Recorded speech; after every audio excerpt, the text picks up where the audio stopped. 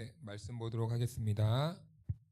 로마서 16장 17절에서 20절 말씀 다 찾으셨으면 우리 한 절씩 교독해서 한번 읽어보겠습니다. 형제들아, 내가 너희를 권하노니 너희가 배운 교훈을 거슬러 분쟁을 일으키거나 거치게 하는 자들을 살피고 그들에게서 떠나라.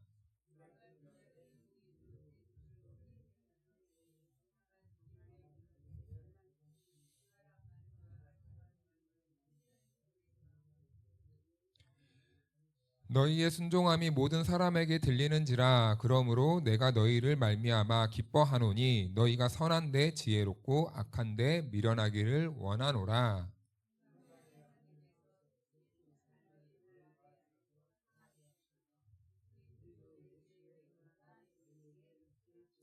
아멘. 할렐루야. 네, 하나님의 은혜와 평강이 우리 모두에게 함께하기를 주님의 이름으로 축복합니다.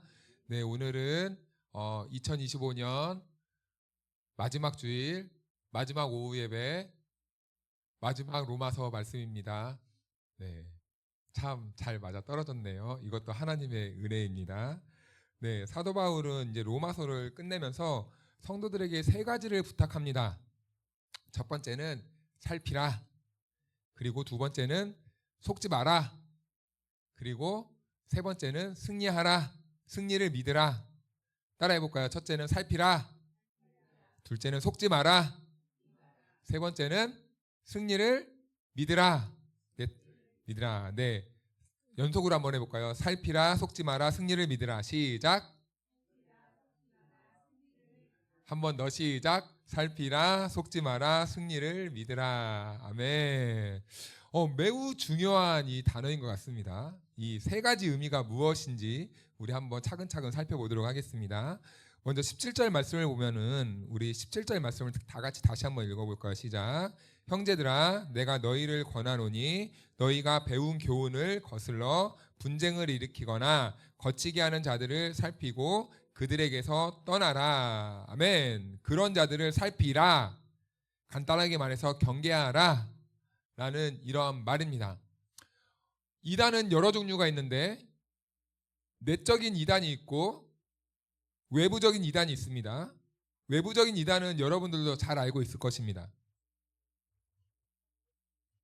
뭐 이런 신천지나 구원파나 뭐 JMS나 뭐 이런 여러 이단들이 있죠.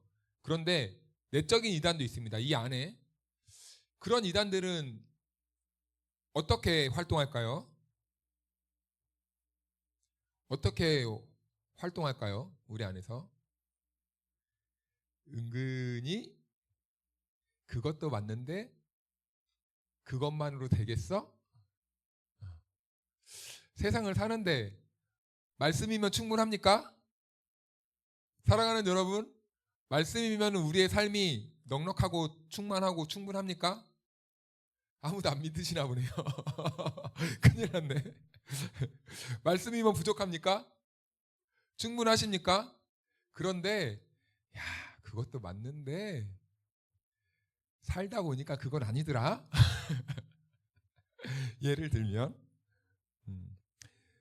그래서 잘 살펴야 돼요. 경계하라는 말입니다.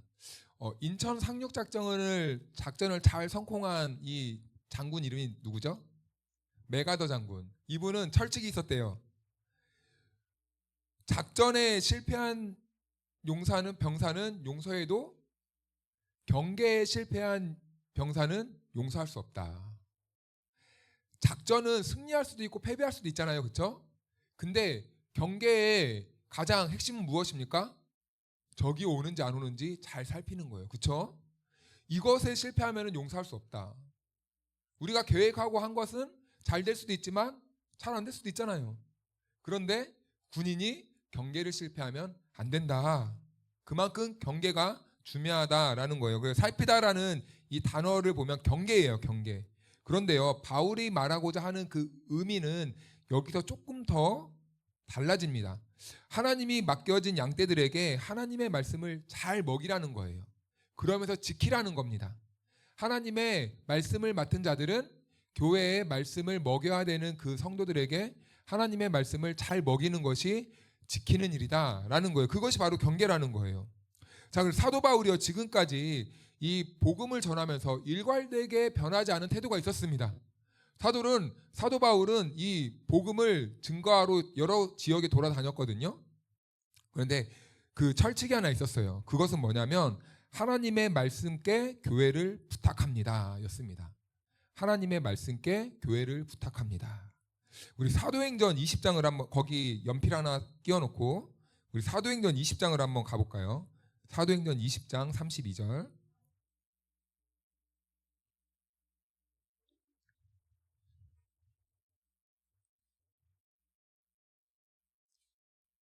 사도행전 20장 32절 다 찾으셨습니까?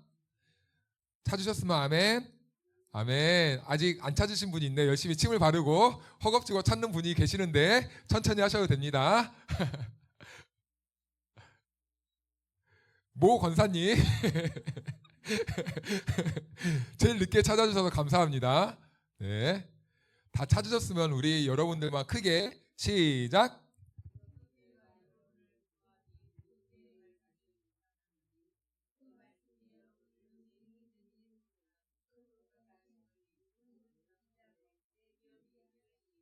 아멘.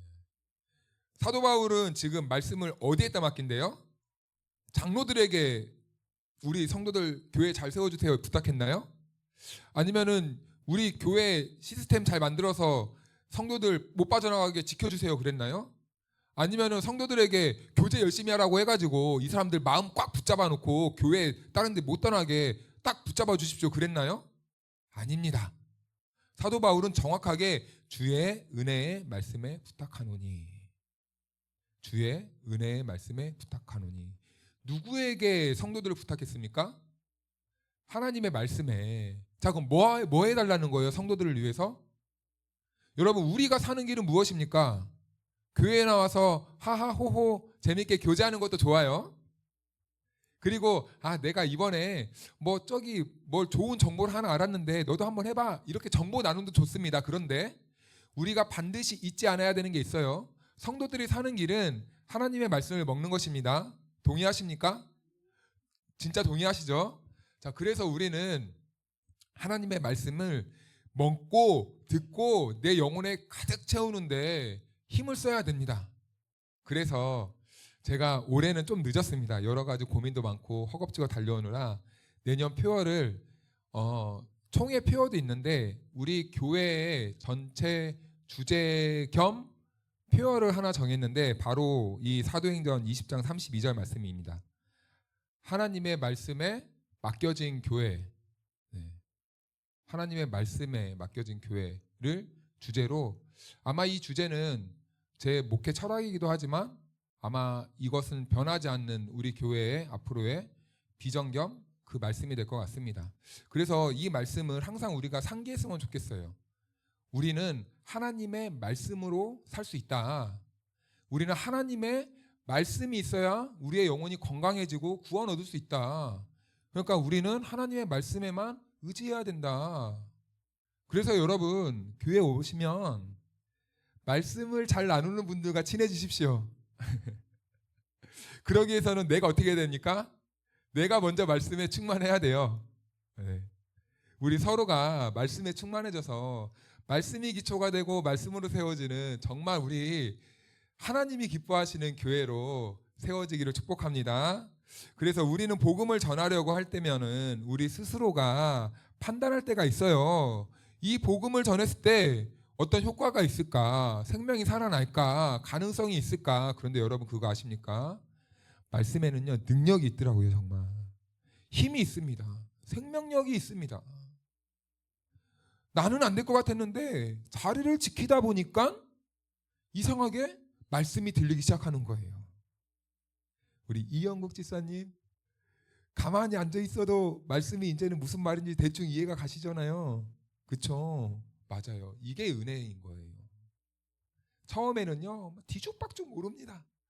이건 뭔 말씀이야, 이거는 뭐야 도대체 하다가도 우리 박경희 집사님도 말씀을 듣고 눈이 번쩍 떠지잖아요. 그렇죠? 아까 저 다 맞습니다. 이렇게 졸다가 갑자기 제가 뻑 하니까 갑자기 눈 번쩍 떠가지고 들리기 시작하는 거예요. 말씀이 깨우는 겁니다. 영은. 이렇게 하나님의 말씀은 생명력이 있는 거예요. 그리고 우리 자녀들 한번 보십시오. 안 되는 것 같아도요. 말씀을 먹고 자라는 아이들. 엄마 태에서부터 말씀의 중심, 엄마가 들려주는 말씀과 기도하는 기도 소리를 듣고 이렇게 아이가 되어서 태어나고 그 태어난 아이가 계속 교회에서 자라고 말씀을 듣고 기도를 들으면서 살잖아요. 그러면요 인생이 망할 수가 없는 거예요. 물론 세상적으로는 우리가 기대하는 것 이상의 그 모습을 보이지는 못할 수도 있겠지만 결국에는 그 아이의 인생을 말씀이 붙잡더라라는 것입니다. 말씀은요 살아있는 거예요. 말씀은 능력이 있는 거예요. 그래서 우리가 효과가 없는 것처럼 느껴지고 우리가 이게 될까라고 하지만 그럼에도 불구하고 끝까지 말씀에 도전하시길 축복합니다. 네, 바울은 나는 심었고 아볼로는 물을 주었고 자라게 하시는 이는 누구라고요? 모세였다고요? 하나님이었다. 이것을 여러분 정확하게 해야 됩니다. 우리는요 그냥 심부름꾼이에요. 심는 자예요. 물 주는 거예요. 자라게 하는 분은 누구라고요? 하나님이라고요. 하나님. 이 원리를 절대 잊어서는 안 됩니다. 저기 서울에 그 무슨 목사님이 참 말씀이 좋다더라. 맞는 말입니까? 확실합니까? 이 말이? 안 됩니다. 이런 태도는 절대 있어서는 안 돼요. 사람 보고 사람의 유명세를 따라가고 이러면 절대 안 됩니다. 우리를 자라게 하시는 분은 누구라고요? 하나님, 여호와 하나님이라는 거예요. 하나님의 능력들이 있기 때문에 우리는 복음을 들은 우리는 그 말씀으로 열매를 맺어가는 삶을 살아가는 겁니다. 그래서 사도 바울은요 그 돌아다니는 곳곳마다 사람의 영향력이나 공동체에 맡기지 않았다니까요. 오직 하나님의 은혜의 말씀에게만 내가 교회를 맡깁니다. 이것이 사도 바울에게 있어서 흔들리지 않았던 일괄적인 태도이고 모습이었다는 거예요. 그래서 그는요 온전히 일생 평생을 말씀 전하는 것을 목적으로만 살아가는 사람이 바로 이 사도 바울입니다. 예수님은요 십자가 앞에서 배신당해요. 그리고 자기를 배신한 베드로는요 고향으로 돌아가 다시 물고기를 잡습니다. 예수님은 베드로에게 찾아가요. 베드로가 이제 저 같았으면 그럴 것 같습니다. 예수님이 딱 부활해서 오시니까 이제 멋쩍은 거죠. 아 이걸 어쩌냐. 속으로 아 진짜 살아나져 버렸네. 아이고 나 부끄러워서 나 눈도 못 맞추겠는데 어떡하냐. 그렇잖아요. 잘못하면은 처음에 그 잘못을 당한 사람이 이리 와라 하기 전에 온전한 화해가 이루어진 전까지는 불편하잖아요. 사실은 가야 되나 말아야 되나 말을 해야 되나 말아야 되나 어색할 때 예수님께서 베드로에게 베드로야 네가 나를 사랑하느냐 네가 나를 사랑하느냐 네가 나를 사랑하느냐 3번이나 묻습니다. 그리고 베드로가 그 사랑 예수님의 사랑의 질문 앞에 그 신앙 고백이 다시 이루어졌을 때 예수님께서 무엇이라고 말씀하십니까? 내 양을 먹이라. 내 양을 먹이라. 베드로를 다시 회복시키시면서 베드로에게 다시 사명을 주시는데 그 사명이 무엇이었습니까? 내 양을 먹이라. 베드로는 누구입니까? 저인가요? 네, 저도 베드로와 같은 자입니다. 예수님을 배신했었고 예수님의 사랑의 그 초청에 응답해져서 하나님의 말씀에 목숨을 걸고 싶은 사람이 저입니다. 자 그러면 저만 베드로야만 되겠습니까? 우리 이재숙 집사님 베드로이십니까? 네, 아멘. 네, 맞습니다. 우리 최승현 형제님 베드로이십니까? 네, 우리 여혜숙 권사님 베드로 맞으시죠? 네, 아멘. 그렇습니다. 우리는요 모두 다 베드로예요. 그럼 우리가 감당해야 될 일은 무엇입니까? 내가 먹여야 될 양들에게. 그 양들은 누구입니까? 우리 교회 안에 있는 양들입니까? 그럴 수도 있겠죠. 하지만 양식이 필요한 사람들이 양들 아니겠습니까? 양식이 필요한 사람들은 누구입니까? 내가 보냄을 받은 그 자리에 있는 나와 함께 먹고 마시고 동거동락하는 사람들, 나와 눈뜨면 만나고 호흡하는 사람들, 나와 함께 공동체를 이루고 있는 그 사람들이 바로 양이라는 거예요. 자, 그럼 그 양들에게 우리가 해야 될 건 무엇입니까? 먹여야 됩니다. 어떻게 먹이실래요? 말씀을 어떻게 먹이실랍니까? 우리 최진호 집사님 열심히 지금 사탕을 잠을 이기시고 있는데 어떻게 먹이실랍니까? 너 일로 와봐. 일로 와. 너 이놈의 자식 앉아. 일로 와봐. 야, 최겸 최혜섭 너 일로 와봐. 그게 아니고 이제는 우리가 말씀을 먹이는 것도 수준 높게 먹여야 되잖아요. 남들이 뭐라든 말든 나는 용서할게. 남들이 고함을 치든 말든 나는 부드럽게 말할게. 남들이 사기를 치든 말든 나는 정직하게 살게. 여러분, 이게 수준 높은 사람들의 먹임 아닙니까? 그래서요, 제가 예전에 어떤 책을 하나 봤습니다. 교사여, 절대 가르치지 마라. 이 제목이었어요. 절대 가르치지 말래요. 무슨 말일까요? 저도 항상 이게 부끄럽지만 이런 말 할 때마다 입만 열심히 벌렸다 닫았다 하지 말라는 거예요. 그리고 부제가 삶으로 가르치라 였습니다. 삶으로 가르치라. 이게 참 교사의 덕목이라는 것이죠. 그래서 우리 성도들에게 가장 이 중요한 직무, 이 마인드가 있다면 바로 빚진 자라는 개념입니다. 빚진 자. 우리는 이 시대를 하나님의 말씀으로 이끌어갈 사명을 받았어요. 그래서 우리는 말씀을 전해야 됩니다. 그래서 바울은 자신에게 빚진 자라고 말을 하는 거예요. 자, 빚진 자는 이런 뜻입니다. 어떤 회사의 사장님이 몇 달 동안 이제 해외 출장을 가야 됩니다. 그런데 그 회사의 경리에게 사장님이 내가 몇 달 동안 자리에 없으니까 당신이 내 대신에 직원들 월급을 꼭 주십시오. 그런데 이 회계 경리가 중간에서 사장이 한 말을 싹 무시해버리고 사장이 없으니까 직원들이 월급 나가는지 모르겠지 하고 그냥 자기가 중간에 가로채는 거예요. 우린 이것을 가리켜서 전문적인 용어로 뭐라고 하죠? 사기절도. 아, 예, 그것보다 조금 덜 전문적인 언어. 예, 횡령. 횡령이죠, 횡령. 그런데요, 하나님은요, 우리들에게 복음을요, 이와 같이 맡겼다고요. 이와 같이 맡겼다는 겁니다. 내가 오기 전까지 너네들은 뭐 하라고요? 말씀을 전하라, 가르쳐라. 이 직분을 주셨다고요. 자, 그럼 이제 우리가 무엇입니까? 횡령이다. 야, 너 이런 막 욕이 나오는데 나도 야, 이건 뭡니까? 이것도 횡령이다. 세상 사람들이 우리를 미워한다고 우리도 세상 사람들을 미워하면 이건 무엇입니까? 따라해 볼까요?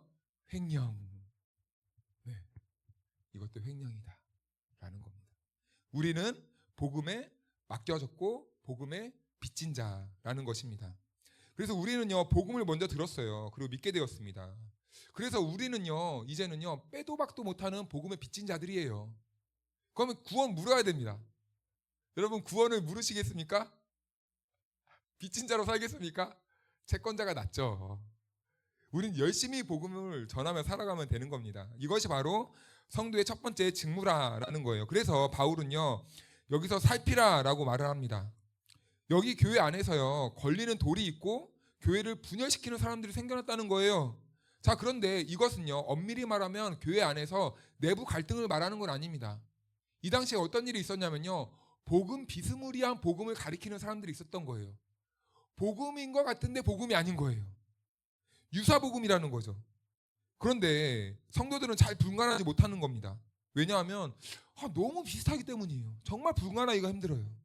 그래서 사도 바울은 두 번째 부탁을 하는 거예요. 우리 로마서 본문 18절 말씀을 한번 읽어볼까요? 18절 크게 자, 찾으셨나요? 자, 시작. 이 같은 자들은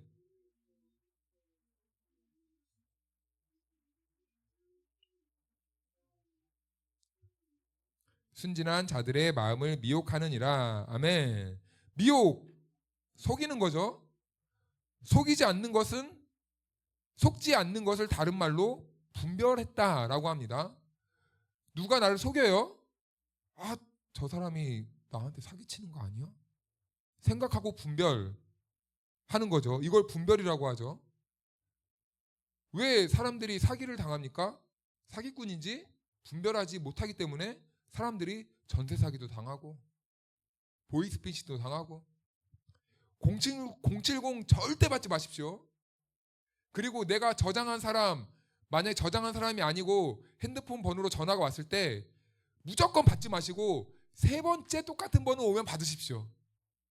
아셨죠? 절대 모르는 번호는 받지 마십시오.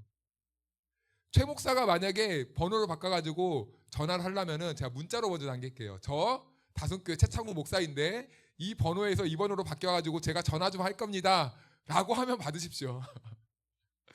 요새 보이스피싱이 너무 심해서 그래요. 분별하기가 너무 힘듭니다.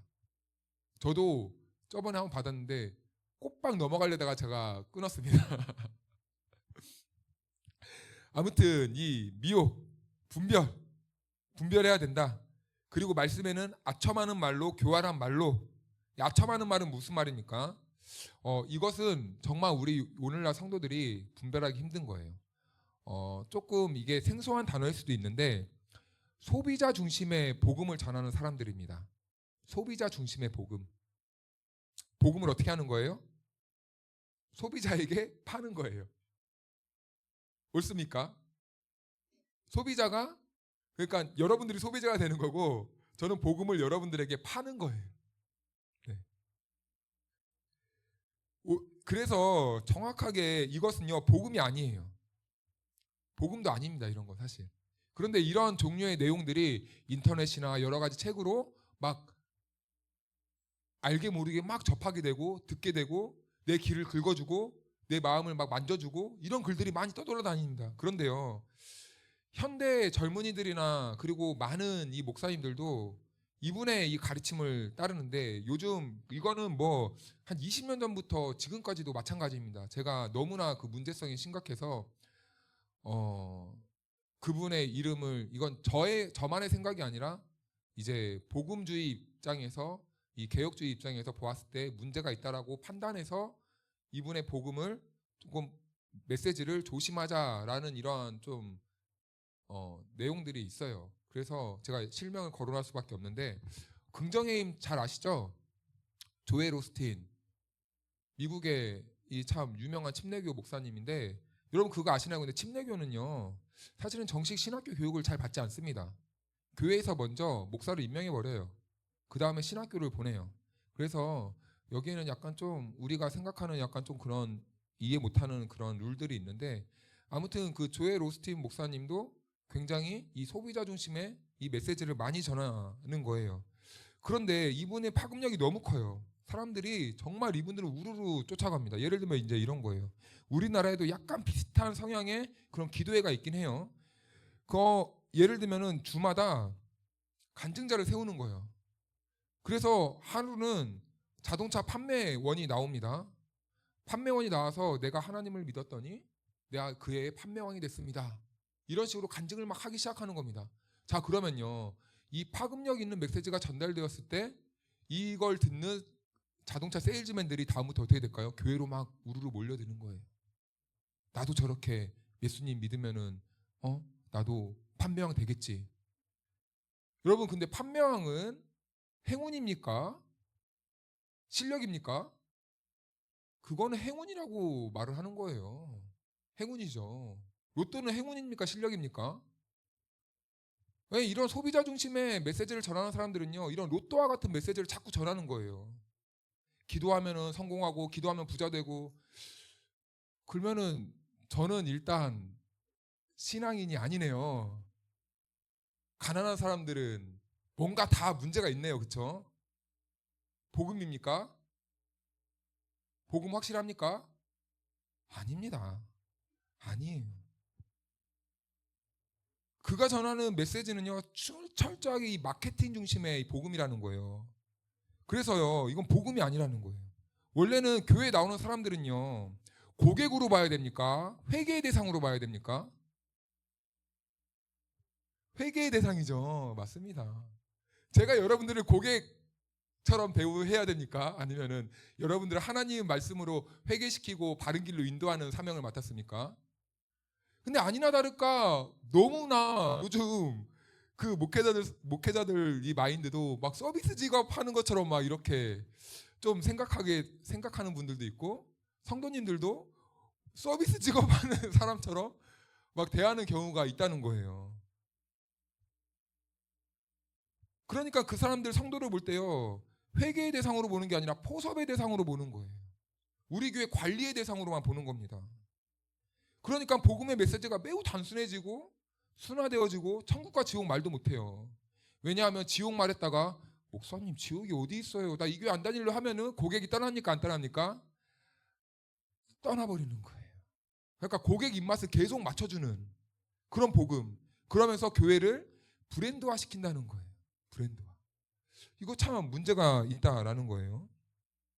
그러니까 이런 종류의 이 메시지들은 철저하게 성도들의 이런 입맛을 맞춰주고, 그리고 성장에만 혈안이 되어 있고, 그리고 성도들의 반응에만 항상 목회자들이 초점을 맞춥니다. 그러니까 설교를 쓰다가도 내가 이 말을 하면은 성도들이 좋아할까 싫어할까. 오늘날엔 지옥을 말하면은 약간 좀 이상한 목사 취급당하니까 내가 조금 세련돼 보이고 좀 시대를 이렇게 시대와 발맞춰가는 목사처럼 보여야 되니까 나는 좀 약간 복음의 메시지를 약간 좀 순화시켜야 되겠다. 그러니까 아이들이 너 지옥 간다 그러면 요즘 애들은 어떻습니까? 울어서 엄마한테 전화해. 엄마, 교회 목사님이 나 지옥 간대. 그러면은 또 엄마들이 목사님한테 뭐라고 전화합니까? 목사님, 아니 애들한테 그렇게 무서운 말을 하면 어떡해요? 제가 여기 북쪽에 있는 교회에 있을 때 그 전화를 몇 번 받는 목사님을 봤습니다. 저도 한번 받아봤고. 여러분, 교회가 서비스를 받는 곳이고 교회가 내 입맛을 맞춰주는 곳입니까? 오전에도 말씀드렸다시피 우리는 하나님이 우리들에게 무엇이 필요한지를 알아가는 곳이 교회예요. 하나님이 이 시대를 살아가는 이 시대를 이끌어 가실 때 하나님이 필요하시는 것이 무엇일까? 내 중심, 내 필요, 내가 필요한 떡을 구하는 게 아니라 그럼에도 불구하고 하나님이 필요한 것은 무엇일까? 여기에 집중해야 된다는 것이죠. 그러니까 예수님이 설교할 때 바리새인들이 어떻게 했습니까? 막 밀어서 낭떠러지로 막 죽이려고 하고, 또 바울도 스데반이 복음을 전할 때 어떻게 했어요? 자기가 선동해서 돌을 들어서 쳐 죽여버리고, 또 자기가 복음을 이제 예수 믿고 복음 전할 때 자기가 했던 방식대로 돌도 맞고 곤장도 맞고 쫓겨도 다니고 살해의 위협도 당하고. 그러니까 이 시대에 필요한 교회의 모습은 무엇인가? 우리가 바른 말씀의 정통으로 돌아가야 된다는 겁니다. 바른 말씀의 정통. 성경이 뭐라고 말하는가? 성경이 나에게 무엇을 요구하는가? 내가 성경을 통해서 내가 뭐가 필요한지를 발견하는 게 아니라 성경 하나님의 말씀이 나에게 뭐라고 말씀하시는가? 그런데 우리는 항상 반대입니다. 말씀을 보다가 오늘 나에게 필요한 말씀이 뭘까? 자꾸 이런 식으로요 허둥으로 파는 거예요. 이러니까 하나님의 말씀이 안 들립니다. 내가 사업을 해야 되는데, 내가 어떠한 일을 해야 되는데 하나님의 뜻은 어디에 있을까? 자꾸 성경을 이렇게 뒤적뒤적 하는 거예요. 이게 여러분 뭡니까 이게? 아니죠. 그거 아닙니다. 하나님이 나에게 뭐라고 하시는지. 그래서 이 마틴 루터라는 종교개혁자가 있잖아요. 다 한 번씩 들어보셨죠? 이 사람이 카톨릭 자체를 반대한 건 아니에요. 이 사람이 외쳤던 건 뭐냐면 이 카톨릭의 잘못을 고치기 위해 우리 말씀으로 돌아갑시다 라고 외쳤던 거예요. 그거를 가톨릭을 등지고 뜯어 고치겠다라는 그런 마음이 아니라 우리 말씀으로 다시 돌아가시죠 라고 외쳤던 게 마틴 루터예요. 그런데 가톨릭이 이를 거부했던 거예요.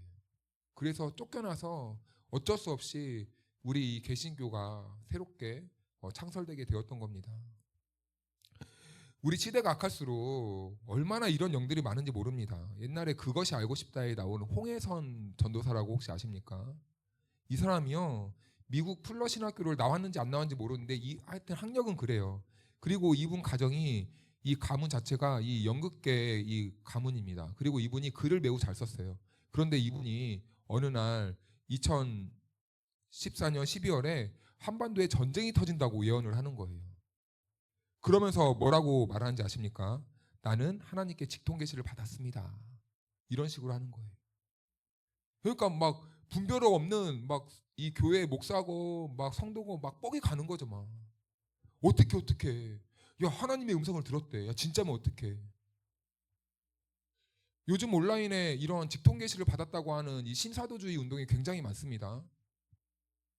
특히 막 핫한 전도사들 굉장히 많아요. 우리 이 유튜버에도 뭐 FTNR인가?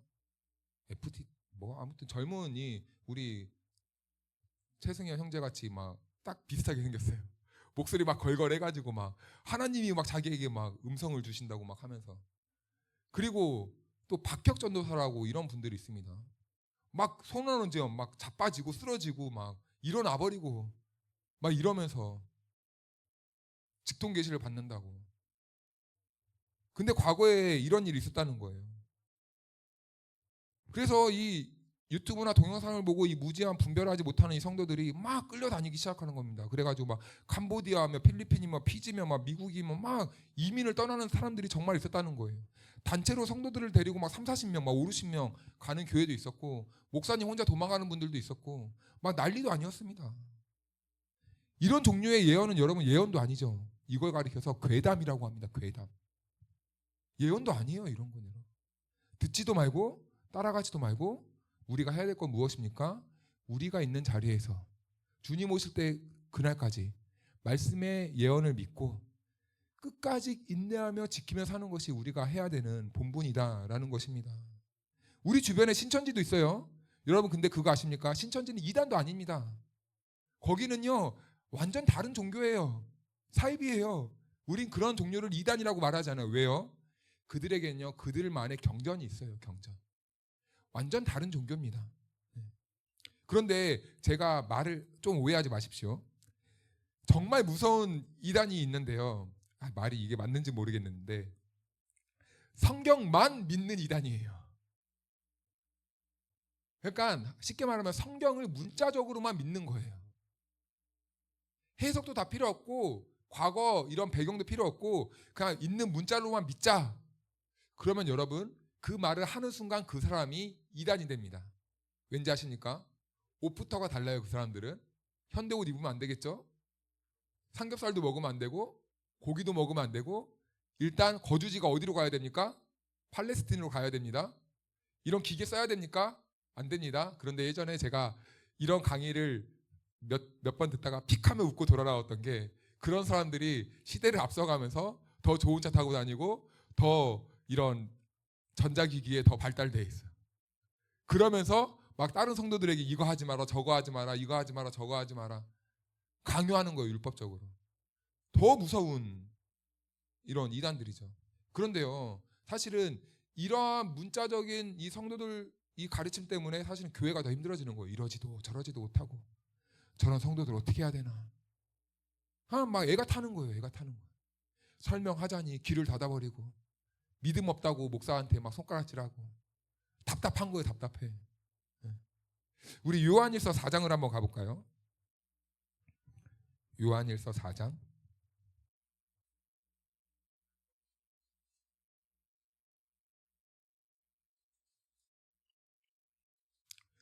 이런 시대를 살아가면서 우리가 정말 잘해야 될 게 있습니다. 요한일서 4장 1절부터 3절 말씀까지 우리 한 절씩 교독하겠습니다. 사랑하는 자들아 영을 다 믿지 말고 오직 영들이 하나님께 속하였나 분별하라. 많은 거짓 선지자가 세상에 나왔습니다.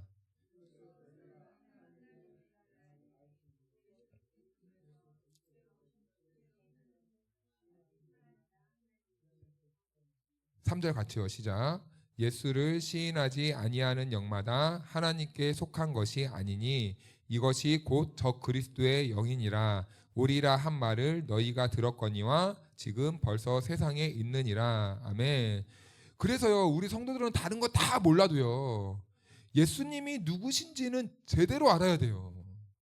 사실은 이 예수님이 누구신지 기초가 잘 안 돼 있으니까 계속해서 이런 저런 말에 휩쓸려 다니게 되는 것입니다.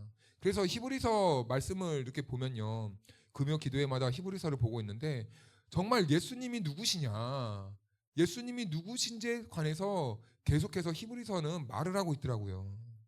그러니까 예수님에 대한 기초의 뿌리를 제대로 내리지 않으면 우리의 믿음은 늘 흔들리게 될 수밖에 없다라는 거예요. 그래서 우리 기독교의 핵심은 무엇입니까? 우리 기독교는 누구를 믿습니까?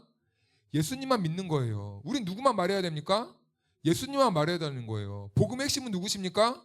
예수 그리스도만 알아야 되는 거예요. 그래서 우리는 누구만 알면 됩니까? 예수를 잘 알아야 된다라는 것입니다.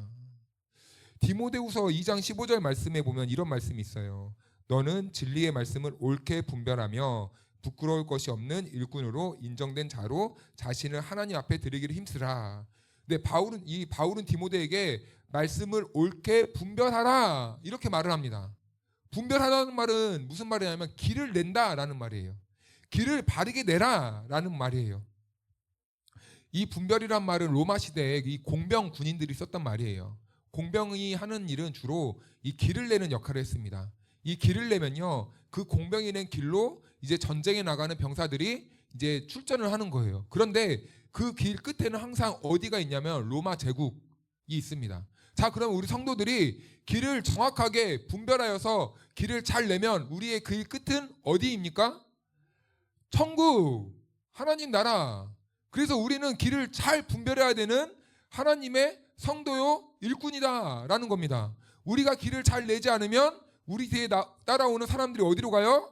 지옥으로 가고, 우리가 길을 잘 내면 우리 뒤에 오는 우리와 함께 가는 동역자들이 어디로 갑니까? 하나님의 나라로 가게 되는 겁니다. 사랑하는 여러분, 우리 분별할 수 있는 저와 여러분들이 되기를 축복합니다. 우리 모두 다 하나님 나라에서 만나기를 축복합니다.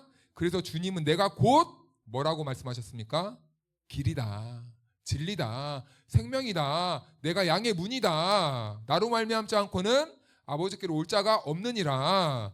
우리는 예수님을 따라가기 때문에 바른 길로 가는 우리들을 따라오는 우리 다른 사람들은 나로 인해서 자연스럽게 천국으로 갈 수 있게 되는 것이죠. 그래서 우리는 분별해야 된다, 옳은 길을 내야 된다라는 것입니다. 그래서 이것이 바로 빚진 자들의 사명이다, 그리고 태도다라는 거예요. 그래서 이제 마지막으로 시간이 좀 됐지만 오늘 로마서 마지막이니까 우리 20절, 로마서 마지막 20절 한번 혹시 펴졌나요?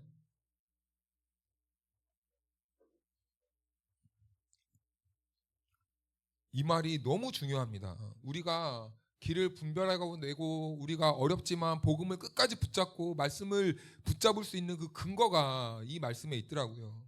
우리 20절 말씀을 다 같이 크게 읽어볼까요? 시작. 평강의 하나님께서 속히 사탄을 너희 발 아래에서 상하게 하시리라. 우리 주 예수의 은혜가 너희에게 있을지어다. 아멘. 사탄을 너희 발 아래에서 어떻게 한다고요? 상하게 한다. 자, 머리가 사탄이 이 뱀이에요. 뱀 머리가 밟혔습니다. 자, 상하는 것은 곧 뭐가 임박한 겁니까? 죽음, 사망, 이 임박한 것입니다. 자, 그렇다면은 지금 사단은요 마지막 몸부림을 치고 있는 거예요. 왜냐하면 예수 그리스도께 머리가 밟혔기 때문에. 자, 그런데 몸부림 칠 때 그 저항이 막 파닥파닥하고 막 몸을 꼬우니까 이것을 이렇게 겁많은 저같이, 저는 목양실에 이만한 지네 한 마리만 와도 막 갑자기 몸 얼어붙고 저희 아내 전화하거든요. 저 얼마 전에 새벽에도 지네가 한 마리 있길래 제가 저기 떨어져 가지고 이리 와봐. 그래, 저희 아내가 저를 놀립니다. 아이고 왕자님 왕자님 요즘 입만 열면 저한테 왕자님 왕자님 그래요. 제가 아무것도 할 수 있는 게 없나 봐요. 아무튼 그 몸부림에 성도들이요 막 소스라치는 거예요. 겁이 나는 거예요. 어떻게 해야 될지 모르는 거예요. 이 시대를 살아가는 우리들은 예수 그리스도께서 이미 사단의 머리를 박살냈고 끝났고 전쟁에 승리했음에도 불구하고 그 사단의 마지막 몸부림에 우리 성도들은 발발발 떨고 있다는 겁니다. 그럴 필요가 있습니까? 그것을 볼 수 있는 눈이 우리들에게 있어야 된다는 거죠. 이미 예수 그리스도께서 우리들의 앞날을 위해 구원을 위해 승리하셨다는 것을 볼 수 있는 그 눈이 필요하다는 겁니다. 그 눈은 우리가 예수 그리스도를 똑바로 쳐다볼 때 얻을 수 있는 믿음의 눈이 되는 것입니다.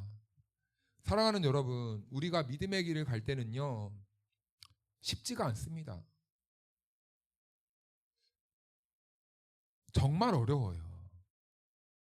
뭐가 그렇게 할 게 많은지. 마음 같아서는 나 혼자만 좀 잘 믿고 그냥 혼자 어디 지리산이나 이런 데 가가지고 땅굴 파고 양식 가지고 보온 장비 가져다가 혼자 살면 딱 좋겠더라고요. 여의숙 권사님도 그럴 때가 있으십니까?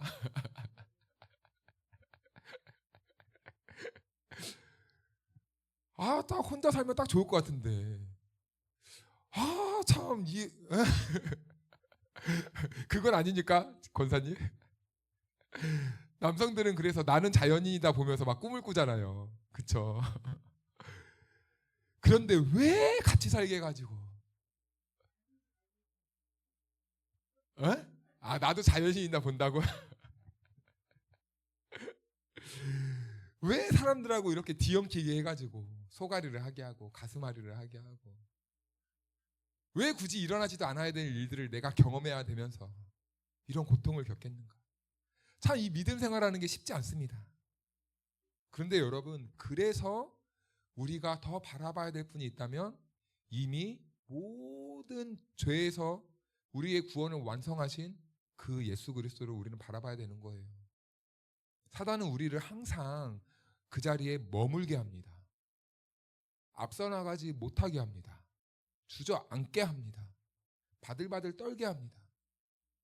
그런데 여러분, 확실하게 이 시간엔 여러분들의 마음에 정리하십시오.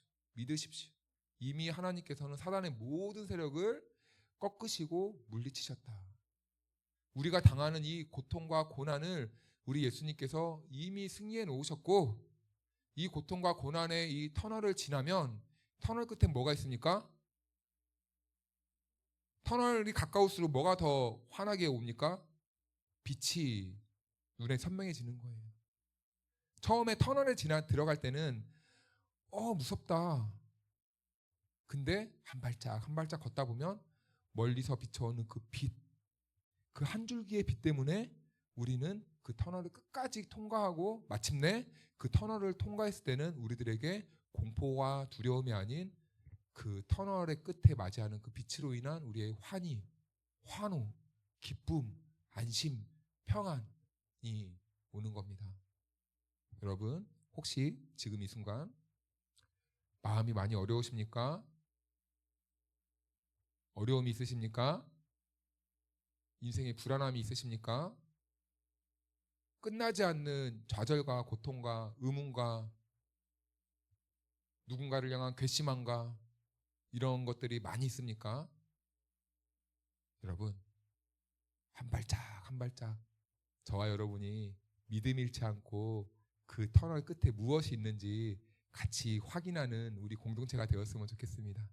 예수 그리스도 안에서 날마다 승리하며 살아가는 저와 여러분들이 되기를 축복합니다. 우리 같이 꽃들도 찬양할까요?